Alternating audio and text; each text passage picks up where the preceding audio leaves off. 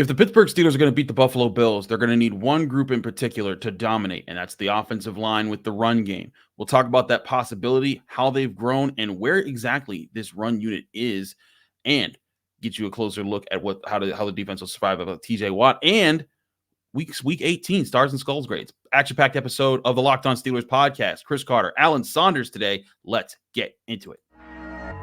You are Locked On Steelers, your daily Pittsburgh Steelers podcast, part of the Locked On Podcast Network, your team every day.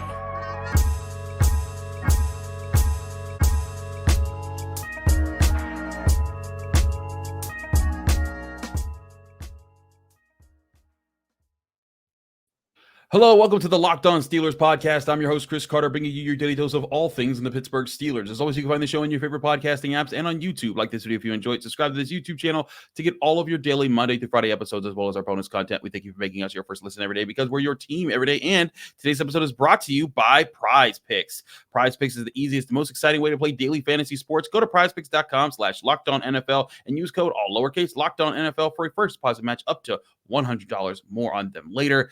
As I said before, we're joined by the man himself, Alan Saunders from SteelersNow.com. He's always here on Tuesdays with us. Alan, the playoffs are set. We've talked about, who the Bills are, but I really think that a big part of this game is going to be the Steelers kicking in the identity that they have developed throughout this year, the one that Najee Harris has talked about, the one that Mike Tomlin talked about before the season when he told Keanu Benton he wants a goon squad. And he didn't just mean on defense, he means on all sides of the ball. The Steelers want to out-physical opponents. Has this offensive line in particular advanced enough this year and made enough progress to be such a unit to take on a team like the Buffalo Bills? Yes, but. Classic. The offensive line is playing pretty well. And Najee Harris is playing some of his best football of his career right now. And Jaylen Warren, I think if you get him in a game where it's not a monsoon, will continue to be very good. I have faith in the Steelers running game. I think they can run the ball against Buffalo. If you look at the Bills statistically, run defense on a average, yards per carry, success rate, that kind of thing, not that good. And you look at the talent and there are good players on the Buffalo defense, but I think a lot of the best players are guys that you more associate with their ability to rush the passer than necessarily being, stalwarts against the run. But Buffalo is sort of like how the Pittsburgh Penguins play hockey. Like they play defense by being in the offensive zone. Buffalo plays run defense by making everyone play from behind. And I think that is the real key to this game. Is if you remember that game in Buffalo last year, the Steelers were in position to be able to run the football for about 3 minutes and 50 seconds. And after that, it was over. They had to throw. Yep. They have to be able to contain Buffalo on defense and keep the game engaged, 1 score, 10 points, something like that, to keep their running game in it. Otherwise, I think they get in trouble. I agree. And a big part of that is one, the defense staying in front of things. What broke that game open was that 99-yard touchdown pass to Gabe Davis. If they don't allow that, if they force Buffalo to have to drive a bunch, that maybe they make a few more stops. Maybe it buys the offense more time to find a rhythm. And granted, the Steelers offense at that point of the year and really all of last year entirely never really found any rhythm, so it probably wouldn't have mattered. But this is a different offense, especially the last month. This is an offense that started to find rhythm. It started to find plays that it likes to go to. And again, something I talked about all year, they need bread and butter plays. And we're seeing them now, especially in the run game. The inside traps where they're having Daniels or Seumalo pull to either side and they're crushing a defensive tackle. The wham blocks where they're running a counter and you see Connor Hayward coming across the formation to hit the opposing defensive end. But that defensive end has to stay home because they're so afraid of the jet sweep. And it's something that the Steelers do use. That there's stuff that the Steelers are doing right now that it's not just one game. It's a sample of over 10 games now that are working very well. And I think that's something that you could take into Buffalo and you can base an offense off of that. The Steelers couldn't do that at all last year. There wasn't a bread and butter. There wasn't a bread and butter for the first half of this season. I think that that's a key factor here, not just in scoring, but in possessing the football so that if your defense does get those stops on Josh Allen, you're making it count. Whereas when they got you remember the Steelers defense against the Chiefs in their playoff game 2 years ago, they got all the stops. They gave the Steelers a lead, but 3 and out after 3 and out after 3 and out. Eventually, the Chiefs were going to figure it out. The Steelers' offense cannot do that to this defense with that offense. Yeah, look, I think they're in a position where, if we're talking about the Steelers being in this game or winning this game, I think it relies on Buffalo shooting themselves in the foot to a certain extent. Mm-hmm. That's not where you want to be as a team. However, this is this is a 3-year-old with the weapon in terms of shooting itself with the foot. Like it is, they have a proclivity for finding a way to let teams hang around. I think you said it perfectly there. It will be about, can the Steelers offense take advantage of the opportunities that Buffalo might give them? If the Steelers defense gets takeaways, if they win the field position battle, we're expecting high winds. It's going to be cold. It might snow. Probably looking at another field position-y game. If you get a short field, can you punch it in the end zone? Can you make them pay for that? I think that will really be the key for the Steelers offense, whether they're able to do those things. And then the defense has to create those opportunities. It's got to go hand in hand. But I really like the way the offense is playing right now. I think they're just, in terms of like the scheme and the way they're putting together individual game plans. I give Faulkner and Sullivan a lot of credit. They beat Cincinnati with one game plan. They came up with a very different game plan in Seattle. More similar from Seattle to Baltimore, but they still tweaked it. I thought they did a really good job of recognizing in game that it was going to be a Najee Harris game, and they minimized Jaylen Warren pretty quickly and got to Najee. And I feel like that's something they haven't done enough recently. So I think the Steelers offense can take advantage of opportunities if the Bills give them to them. But they're going to need Buffalo to play along. If the Bills come out here humming and play as well as they are capable of playing, I think it's going to be a tough day for the Steelers. This is why I said I thought this was the worst draw the Steelers could get for a playoff game. I felt like the Chiefs, with the way that their weapons are set up right now, they could keep up with the Chiefs offense. With the Dolphins, they're hurt up right now. I think that you could take, but if the Bills come out and they play their A game, that is a tall task to keep up with them. Especially with the way they're running the ball now too. Like it's not like it's just Josh Allen anymore. It's not. And also without TJ Watt, because if he's in the game and he's kicking, I mean, he was playing at a high rate, and we'll get to his play in the Ravens game with our grade segment with Stars and Skulls coming up soon. But him playing at a high level is a huge part of why they beat the Bills 2 years ago. So I look at this and I see this as a chance for the Steelers to kind of set a tone, even without their superstar playmaker at the edge rusher. They have other guys on the edges to help, but they need other guys to help as well. Stop the run, limit James Cook. Don't let Josh Allen use his leg to kill you too much. And then when he makes mistakes, you got to jump all over. There can't be dropped interceptions. There can't be those missed opportunities. And if you get those interceptions, you got to score off of them. You got to build them up so that it puts more pressure on them. The Dolphins had the Bills on the ropes on Sunday night and let it slip away because they didn't capitalize enough on those early turnovers. Yeah, and I think, the way the Steelers defense is going to play against this passing attack. The Steelers generally do well against mobile quarterbacks. I feel like they minimized, Lamar Jackson when they played him. I felt like Kyler Murray, didn't kill them with his legs. They can do that. I think the question is, what does the Steelers secondary look like in terms of personnel? And, really that was the issue in that game in Buffalo last year, right? They were banged up in the secondary. Gabe Davis made him pay. Honestly, Stefon Diggs didn't even kill him, but he's certainly capable of doing that. And so I think that's a big ask for the Steelers defense right now. And I think that'll probably be, one of the big keys of the game is can they get Josh Allen to make some mistakes, or is it going to be smooth sailing for a very, very talented passing offense? We'll certainly see that more throughout the week. Mike Tomlin speaks on Tuesday. We'll be talking with him about that. But we got to get to Stars and Skulls grades and get some more thoughts on this team as it's constructed and what they're going to look like as they head into the playoffs. All that here and more on the Locked On Steelers podcast. Chris Carter, Alan Saunders, stick with us. We got a lot to discuss.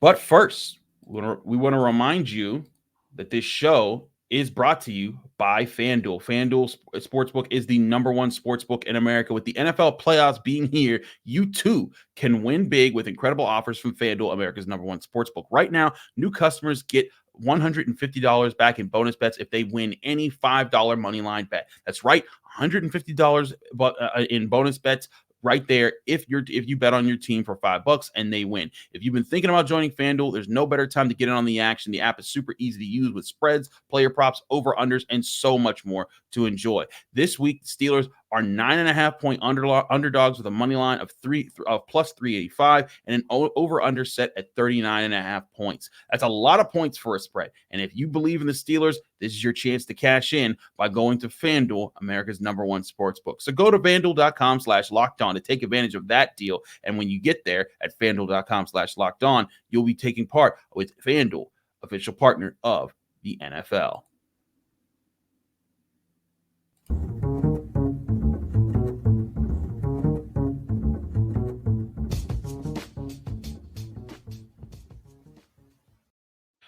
Back here in the Locked On Steelers podcast, I'm your host, Chris Carter, here with Alan Saunders of SteelersNow.com. Alan, we're going to get to our grades here, and we'll have different discussions as we do our grades because there's multiple things to discuss with the grades. And I'm just now also noticing that not all of my grades uploaded to this thing, so it's going to take me a second to add that in. But let's start with the bad grades, as we normally do with wins. I'm going to start. We have one 3-skull grade in this game. Can you guess who that is? Mother Nature. Could be up there, except I don't want Mother Nature to be mad at me, so I did not do that to myself. It was rough out there. It was rough. No, I actually don't know that I have a 3-skull grade. Dan Moore, maybe. He was pretty tough. I gave him a little bit of a break because he had some key blocks in the run game, but he was pretty bad in the pass game. Press hard. You got it. Took you 3 guesses, but well, Mother Nature does not count as a guess. You're not gonna come on now. But in all seriousness, Presley Harvin, listen, this was early on in this game, and like there was a time when he was punting into the wind, and I get it, but then he was punting with the wind, and it still didn't matter. And I'm just like, man, can you just do all you got to do is boom the ball? And this may be an accumulation grade, because I've given him 1-skull grades a lot this year. But Alan, it's just, this was a game where it could have come down to field position all throughout the game. And if it wasn't for 2 forced fumbles, the Steelers got back on there, and it might have come down to that, or the long touchdown that Deontay Johnson had. And that could have cost the Steelers the season. And Presley Harvin's punting, it hasn't improved. And I don't know how he hasn't made any progress yet. I agree. Although I will say, Press put out a pretty nice punt, and they had it down to like the 7-yard line, and the Steelers got an unbelievable penalty from Deontay Johnson not getting off the field in time. 12 men on the huddle, or not in the huddle, whatever. 12 men on the field, and then he has to re-kick it. The re-kick, it almost got blocked. I mean, it was pretty close. I really think that a lot of the short kicks that Harvin has come when there's pressure. He doesn't get them off. I don't know if he rushes, or I don't know if he's trying to angle it away from a potential blocker or whatever. Just seems like when there's a little bit of pressure, that's when things kind of go sideways. Not in terms of like external, I mean like a guy in his face. And yeah, I know what you mean. If you watch that second kick, it really comes very close to getting blocked, and that kind of goes off the side of his foot, goes 25 yards, a huge penalty. Yeah, I think Deontay Johnson's got to share some of that, though. That can't all be on Press. He did it right the first time, and that's an inexcusable penalty. But he has not been very good all year, and there certainly feels like they've just been kind of lucky that it hasn't yet cost them majorly. I think lucky is a good way to put that, because he has not delivered. I will say the one thing that he has done, and it helped. You brought this up when I gave him a bad grade last week. His holding has helped save the team on bad snaps, and that deserves at least some credit there. Granted, he wasn't, brought to this team to be a holder. He was brought to the team to be a punter. But with that being said, let's move on from the punter. Enough punter talk. Let's get to, I actually didn't have any 2-skull grades. I just had 1-skull grades as far as negatives. We have 4 players. I got Dan Moore Jr., Levi Wallace, he gave up a touchdown, Jaylen Warren because of his 2 fumbles, and Mason Cole. Now, normally a 2-fumble performance, I give a much harsher grade, especially because they were proving very costly at certain points. But He also had a really good catch and run that gave the Steelers a first down on a third down early in the game. And like, it wasn't like he didn't have a good effort in this game. Those 2 fumbles were costly. It's why, and he lost one of them, almost lost the second one. And the Steelers had to go rely on Najee Harris for the rest of the game. But as far as these guys, Mason Cole, still giving pressure up the middle, not being too great. Though I will say, the snapping wasn't as bad as I thought it would be with all that rain. So I guess that's why I guess there's a little leniency there. But still, I just think that they needed to be the offensive line, particularly Dan Moore and Mason Cole. In the run game, they did a lot of things right. In pass protection, not as much. Yeah, it felt like it was just kind of a Jekyll and Hyde game for the offense. Even in pass protection, there were like some good stretches. I really feel like when they got in obvious passing situations, Baltimore runs a ton of different blitzes. They bring guys from all kinds of different angles. They run a bunch of games up front with like guys like Clowney and Matabuike, where it challenges the mental processing of the offensive line. Where, like, compared to a team like Cincinnati, for example, like, Pratt blitzes sometimes, Hilton comes off the edge, but that's kind of it, right? Like, kind of know what you're getting into. And I think the Ravens kind of exposed a little bit the Steelers' line and their pass protection in terms of just like passing and tracking. It seems like that's been a continuing issue for them this year. And like, I'm not saying that's all on Mason Cole, but he's the center and he's the guy that's responsible for getting everybody in the right place at the right time. So when there are issues with that, I think it's natural for some of that to fall to him. I think it is. And this is a Bills team that they got guys like Greg Rousseau, Leonard Floyd, Ed Oliver. They can get after it. And it's going to be a big task for this team. And that's part of also the question here that I had about, has the offensive line progressed enough? Alan, do you see that as maybe the linchpin that might cost the Steelers their playoff run is their pass protection in this game? I mean, look, I don't know how much you want to attribute what's happened to the Steelers offense to Mason Rudolph. Obviously, he's throwing the ball well. I don't know if I'm ready to give him credit for the running game taking off or whatever, but like, he's standing in the pocket and he's in danger. Like, it's kind of and look, I give Mason a ton of credit because he has shown some serious moxie in his willingness to just stay and stay and stay. He probably stayed too long against the Ravens, and that's why he had those 2 fumbles. But at some point, if you have a quarterback who's going to stay and stay and stay and is willing to take shots, he's going to start taking them. Like, that's not good. And I think they've got to find a way to protect him. Especially, I'm really curious what happens if this offense plays in a 30-mile-an-hour windstorm and a defense just says, "Hey, we know you aren't throwing deep." I'm right. Really interested to see what happens there. But I think the offensive line's pass protection hasn't been good enough most of the year. I think that's been covered up against Cincinnati and Seattle a little bit. And I think some of those, I think Baltimore exposed some things and they've got to clear it up.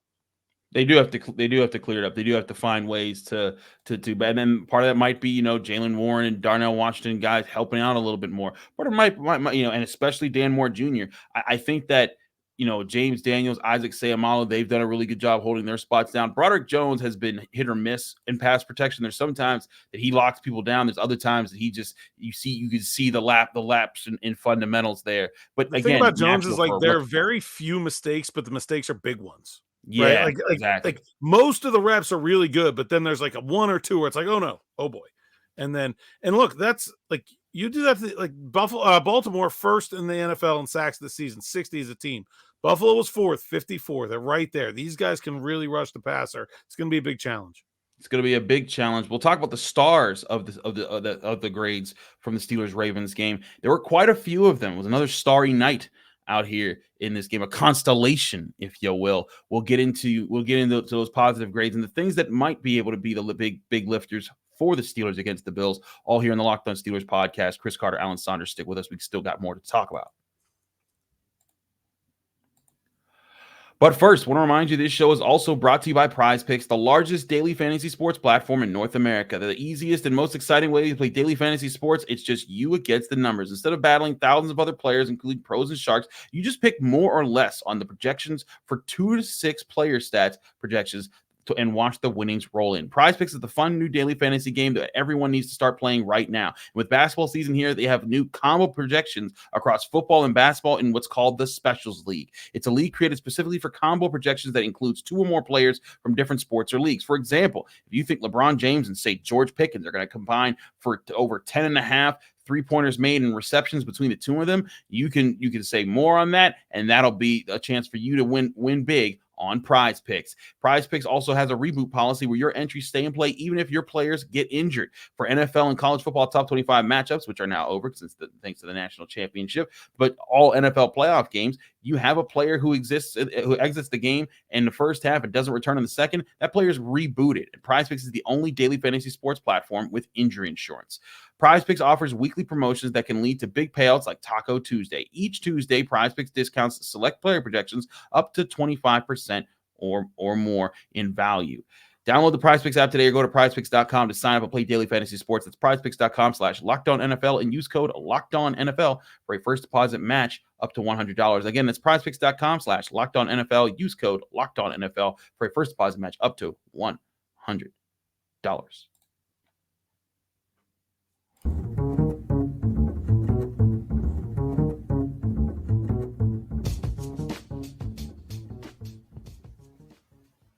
Back here in the Locked On Steelers podcast, Chris Carter, Alan Saunders, talking Steelers football. Let's get to the positive grades from the Steelers game against the Ravens. We'll start with the 1-star grades, and I had quite a few of them because I thought there were a lot of solid contributions across the board. I gave a 1-star for Alex Highsmith. He had 4 pressures in the game. While he wasn't, demonstrative in how great he was, I think there were a lot of holding calls that should have been called against him. Either way, I thought he was very helpful, so he got that. Miles Jack, another piece in the defense that keeps things together. Shannon Sullivan, I think, has really turned things around as a slot corner for the Steelers. He's been a big boost there. Other defensive players, before I get to some offensive players, Joey Porter Jr., just another solid day where you can't really pick on him. Keanu Benton, I thought, was strong up the middle, and Landon Roberts back. He didn't do a whole lot, as far as production-wise, but I think his presence really helped to keep the defense together. Also made a big tackle on a screenplay that could have broken for a big game. Cam Hayward, he's still not, back to being dominant Cam Hayward, but I think he's been much better in the middle and has helped them solidify things. Marcus Golden also for the sack that he got. I gave him a star as well, and Chris Boswell in special teams. Defensively here, Alan, am I selling too high on anyone here or too low on anyone here? No, I mean, I think you got a pretty good list. There's a lot of guys that are deserving. I feel like the Steelers defense, it's not a game where there's a ton of, you're not expecting a ton of points, right? Like, look at the conditions. Right. But I think let's be honest about who the Ravens are playing. Huntley and Likely's a good player. Edwards is certainly a good running back. Bateman was out there, but it sure didn't seem like they were asking him to do very much. This is a pretty minimal offensive force from Baltimore. What I really liked about the way the Steelers went about their business was they played with an attitude. They took the game to Baltimore. I really felt like they were, the more physical team. They put Baltimore in uncomfortable situations all game.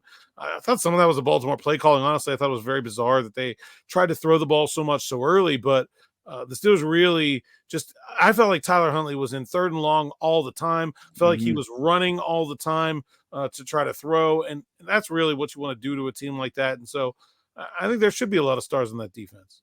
I think so too. 1-star grades for the offense. I put Connor Hayward. I thought he did a phenomenal job blocking in so many different instances. Also caught 2 passes in short spurts. Wasn't anything I could give like a 2-star grade for, but that 1-star he earned is pretty bright. I thought he did a good job. Pat Freiermuth also solid in this game. Calvin Austin with his return on special teams was solid. Darnell Washington also a big blocker up front for the Steelers. I thought the tight ends, especially as a group, played very well for the Steelers in this game, winning in the trenches more often than not. What say you about the progress of the tight ends, Alan? I kind of love what Darnell Washington has turned into. I'm not sure how his rookie year was going to go. As a prospect that I really liked, thought it was a great choice in the draft, but he wasn't a guy that I was sure about in terms of what he was going to do as a rookie. I think he's really come into his own in terms of a blocker, in terms of owning that role. And, there were times this year where he struggled. And I really feel like these last few weeks, they've gone to heavy personnel. Teams have matched that personnel. I mean, the Steelers are running against 8 and 9 man boxes these last 2 weeks, and they're doing it And part of that is like when you bring on a big guy and then the other team brings on a big guy too, your big guy's got to win. And Darnell Washington is winning. Pat Freiermuth is winning. And that's one of the reasons I thought earlier this year they were struggling to run. Like they were better running at a spread. It was more Jaylen Warren than Najee Harris earlier in the year. Because when they added more blockers earlier in the year, their additional blockers were losing to the extra big guys. They were running better when they tried to spread teams out. And now I think one of the biggest differences in the way the Steelers are running the ball right now, and one of the biggest reasons that Najee Harris is having the success he is right now, is the Steelers tight ends, when they get in the game and when teams match personnel, they are beating the other team's big dudes. And Washington has a big part of that. Freiermuth has been much improved. Connor Hayward, very solid. I think they really deserve a lot of credit for the improvement in the running game. I think so too. They deserve credit for that, and that's why Najee Harris took that had the picture with them included with the offensive line on the angry runs. I thought that was actually pretty cool. On his, I love the play where at the end of the play, Broderick Jones is still, not Broderick, Darnell Washington still pushing Harris forward, and he kind of like picked him up, like yeah. I'm just gonna carry you forward. Here you go, buddy. And Najee's got a big smile on his face, like he loves that kind of stuff. I think they're having a lot of fun running the ball on offense right now. Absolutely. Let's get to more guys who had some fun on this team. I gave 2-star grades to the following players: James Daniels, Mason Rudolph, Broderick Jones, Deontay Johnson, Eric Rowe, Mark Robinson. Let's start with some of those offensive guys. James Daniels, I thought he was strong blocking again, especially in the run game. He was a big part of chipping at the right moments, pulling. We'll get to Seumalo in a minute, but James Daniels, I think, continues to be a real asset for the Steelers offensive line. He's part of the future. Mason Rudolph, yes, he took that sack and he gave up that fumble. But when you're 18 of 20 in a monsoon and you're finding ways to keep drives alive, and you hang in there and you reward the coach for sticking with you even when things were starting to struggle a little bit, I give you full credit for that. He deserves a 2-star grade there. I'm giving him that. Broderick Jones also, because he was just demonstrative in the run game. Deontay Johnson, I thought about not giving him 2 stars because of the penalty that he took, but that touchdown more than made up for it. That was a huge play where he caught the ball, broke loose, and showed just how good he could be. So I thought that was I thought that he deserved 2 stars there. Any disagreements on the offensive players? You got 2 stars. I got nothing. James Daniels has been outstanding. Mason, it almost kind of snuck up on me. Like the efficiency, like the yardage wasn't anything spectacular. We didn't expect it to be, but I was very surprised when I started writing my game story in the fourth quarter. I looked at, I was like, he's only had 2 incompletions. Like it was quiet, but it was really impressive in those conditions to be that precise. I thought the fumbles hurt, and I didn't think he managed that 2-minute drive very well, both, taking care of the football and just in general. I thought that was the first time that he kind of has looked like a backup, and it makes sense, right? I mean, he's gotten hardly any of those kind of reps throughout the year, even like really dating back to training camp. Like, they do 7 shots and Rudolph is getting 1 every day at the very most, Right. And so I think it's natural that that might be an area where he still has some catching up to do. But I was really impressed. Like I said, I snuck up on me, the efficiency in that weather. That's impressive. Solid overall day for the offensive line. Daniels, he's really good, man. Other 2-star guys on defense, Eric Rowe, Mark Robinson, both forced fumbles, but both also made other plays. Rowe led the team with 12 tackles. Robinson had a sack and I thought this was Mark Robinson's best NFL game I've ever seen. Eric Rowe earning the name Death Row. You guys reported on that. That was awesome. I thought that was pretty cool. But both of those guys filling in big ways over the middle. Mark Robinson only played 13 snaps in this game. And you felt it. And he had 5 tackles, a sack, and a forced fumble.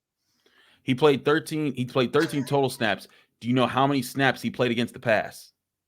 I don't know. No, that's a good question. Come on. None. Answer's right in front of you. I don't know. No. Not very many. He played 13 total snaps. He had 9 snaps against the pass. Come on, Alan. You're missing the 13-9 jokes. Come on. Okay.